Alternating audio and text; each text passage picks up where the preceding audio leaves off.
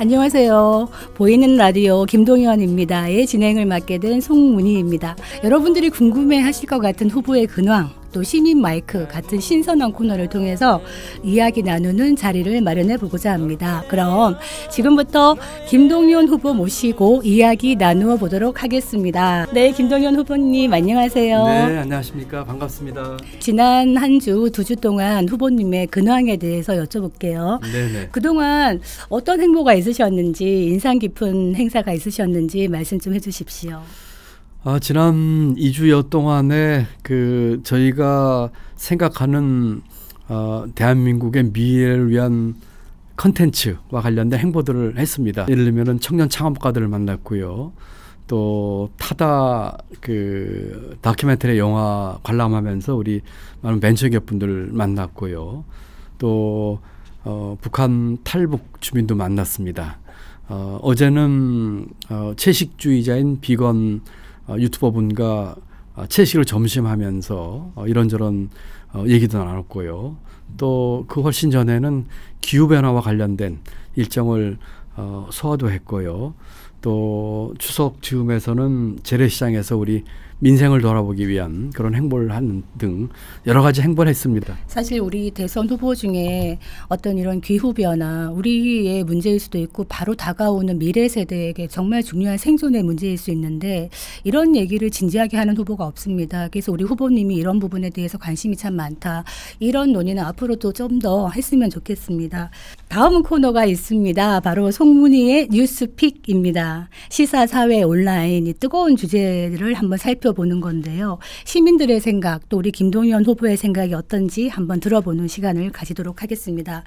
먼저 시사 뉴스 파트입니다. 모든 대선 전국의 이슈를 블랙홀처럼 빨아들이고 있는 이 대장동 이슈가 해결되지 않고 규명되지 않은 상태에서 그와 같은 표의 출렁임, 또 결과가 나온 것에 대해서 같은 대선 예비 후보로서가 아니라 전체 국민이 볼 적에 불안하고 안타까운 일이라고 생각을 합니다.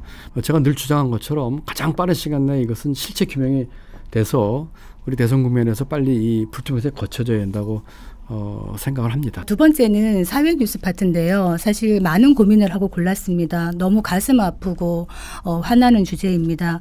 제목은 청춘들의 죽음 언제까지입니다. 첫 번째 드는 생각은 부끄럽죠. 정말 부끄러운 일입니다. 이게 우리 사회의 어떤 자화상인데요. 정말 벌어져서는 안 되는 있을 수 없는 일들이죠. 우리 이런 뉴스 많이 접하지 않습니까? 지하철에서 그 아르바이트 학생 문제라든지 최근에 그런 뉴스를 접하면서 우리 사회가 도대체 왜 이렇게 됐을까 하는 안타까운 생각을 해봅니다. 이와 같은 학생들을 쓰는 기성세대나 또 이런 분들은 도대체 어떤 생각을 하고 이런 일을 하게 됐는지에 대해서 생각을 해봅니다.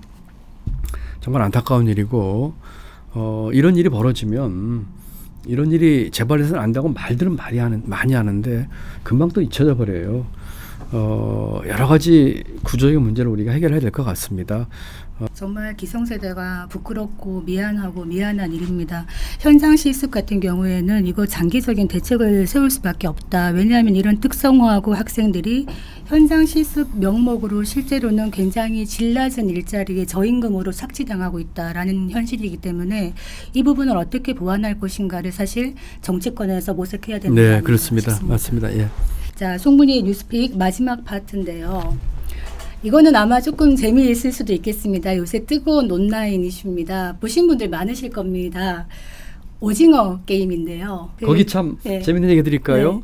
거기에 그 뽑기 나오죠. 달고나 네. 뽑기. 제가 잘 아는 분이에요. 제가 그 집에 한 15년 넘은 단골입니다. 제가 달고나 뽑으면 제가 성공률이 아주 높아요. 제가 그 성공하는 비결을 알고 있거든요. 가르쳐 드릴까요? 이렇게 딱 찍잖아요. 굳어지기 전에 빨리 그걸 해서 그 잘 부러지는 부분을 먼저 떼야 됩니다. 말랑말랑할 때 그걸 떼야 됩니다. 그러고 굳어지면 그 다음에 이렇게 평이한 부분 뗄 수가 있어요. 제가 2개 하면 한 번은 성공합니다. 아주 이게 굉장히 성공하기 어렵거든요. 그러니까 말랑말랑할 적에 근데 십자가 같으면은 목 부분 있잖아요. 그걸 먼저 떼야 돼요. 근데 말랑말랑 때는 떼어집니다. 딱딱하기 전에. 그 다음에 이제 그걸 떼면 나머지 쉬운 부분은 딱딱하게 떼어도 돼요. 저는 깐부가 꽤 여럿이 있습니다.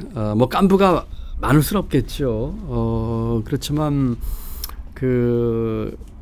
제가 이렇게 살아오면서 저는 아마 다른 어떤 제 또래보다도 삶의 스펙트럼이 굉장히 다양했다고 생각을 합니다. 그런 어려움 속에서 서로 간에 이해하고 또 나름대로 이 고민을 나누었고 또 힘들 때 서로 이렇게 힘을 같이 하고 또 힘들 때 같이 슬퍼해주게 했던 그런 것들이 요소가 되지 않았는가 해서 저는 운 좋게 그런 과정을 거치다 보니까 깐부가 여럿 있다라고 생각을 합니다. 시민 마이크 코너입니다. 이번 코너는 저희 라디오의 핵심인데요. 시민들이 관심 있는 이야기를 후보님과 함께 진솔하게 한번 나눠보는 시간을 갖겠습니다. 오늘 첫 번째 시간은 가장 뜨거운 이슈 MZ세대의 빈부격차에 대한 이야기를 나눠보겠습니다. 흔히 말하는 수저 잘 물고 태어난 친구들이 여유롭게 부모님의 지원을 받으면서 취업 준비하는 걸 보았습니다. 이게 막상 그 모습을 보니까 정말 사람들에게는 출발선이 다르다라는 걸 체감했습니다. 그런 위치에 같이 서지 못하더라도 그 간격을 줄일 수 있는 방법이 따로 있을까요? 출발선이 다른 사람들에게도 상대적으로 다양하고 공평한 기회가 가도록 하는 사회 구조의 문제들을 해결을 해야 됩니다. 아주 다양한 구조적으로 바뀔 수 있는 방법들을 만들어서 해야 되는데 이런 생각을 해야 된다고 생각해요. 수저 계급에 의해서 수저 색깔로 인해서 자기 인생이 결정되는 사회라면은 다른 말로 하면 계층 이동이 끊어진 사회예요. 그런 사회가 아주 고착화되면 이제 계층이 고착화되는 거죠. 그런 간극이 커질수록 또 그런 세습에 의해서 이런 것들이 결정될수록 사회가 지속 가능하지 않을 거예요. 거기에 대해서 우리 사회 구성원들이 생각을 같이 해야 됩니다. 설령 좋은 환경에 있거나 또 여유가 있는 분들도 이렇게 되다가는 이 사회가 지속 가능하지 않아서 내게도 결코 유리한 게 아니다라는 것을 인식을 시켜야 됩니다.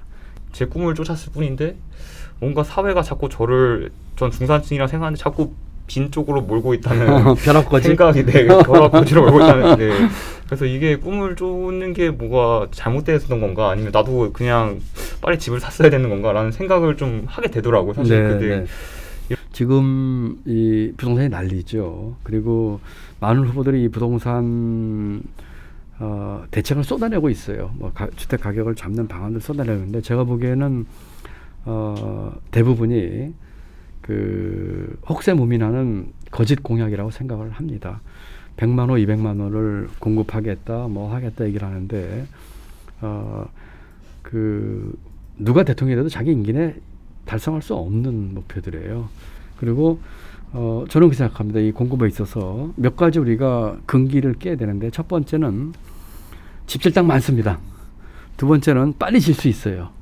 세 번째는 1가구 1택 에 해당되는 분들에게는 규제를 풀어서 세금과 대출면에 있어서 집을 장만할 수 있게끔 만들어줘야 돼요. 이 세 가지를 해야 되거든요. 선거일 때마다 MZ세대의 목소리를 듣지 않았으면 좋겠어요.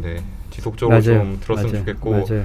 사실 이번 정부에서 가장 먼저 지지율이 낮아진 게 20대 남자층이거든요. 그래서 제가 생각하는 저희 세대는 누구를 막 신격하고 이러지 않아요. 이게 누가 잘못했거나 이러면 바로 이게 표로 나오고 그렇기 때문에 그 세대의 목소리를 좀 잘 경청해 주시면 좋겠고. 예를 들어서 의사결정 과정에 참여를 해야 돼요. 그거는 MZ세대도 노력해야 되지만 제도적으로 좀 만들었으면 좋겠어요. 국무회의를 구성하는데 그중에 일부는 MZ세대가 오면 어떨까요? 좋은 것 같습니다. 그렇죠. 이거는 구색과 추기가 아니고요. 정말 새롭고 생각하지 못했고 배울 점이 많아요. 그렇다면은 우리 많은 꼰대들은 어떤 사회 의사결정을 하는데 저 젊은 친구들이 경험도 부족하고 저거 하는데 되겠어? 그렇지 않아요. 그런 식으로 실질적인 그런 의사결정의 참여 방법 등을 좀 강구하면 좋겠다 그런 생각도 해봅니다. 근데 우선 그 전제가 기성세대 사회지층이 먼저 반성을 좀 해야 될 것 같아요. 맞습니다. 저도 반성하겠습니다. 네, 알겠습니다. 저희 보이는 라디오 계속 될 거고요. 댓글 대환영입니다. 듣고 싶은 이야기, 나누고 싶은 이야기 댓글로 열심히 달아주시면 저희가 참고하도록 하겠습니다. 저는 진행자 송문희였습니다. 감사합니다. 네, 감사합니다.